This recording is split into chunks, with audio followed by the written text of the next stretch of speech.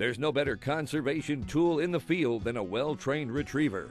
Here's how Drake the DU dog does it.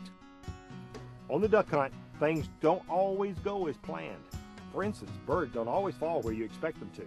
Today, Drake and I are going to show you how to prepare for that special situation. Birds usually fall on the ground or water surface, so our retrievers are accustomed to searching in areas where they have found game before. But occasionally a bird will land in a place you just didn't prepare for. Last season, Bob experienced just such a situation on a duck hunt in Kansas.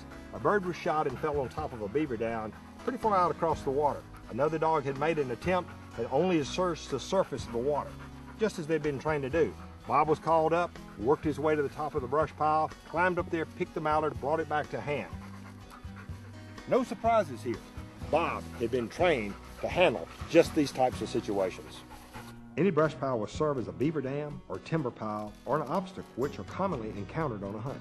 First, set your bumper low along the side of the brush pile as the young dog watches. Heel the dog back about 20 yards, then release for the retrieve. Use feathered covered bumpers to provide scent and to make sure that the bumpers are the color of the surroundings.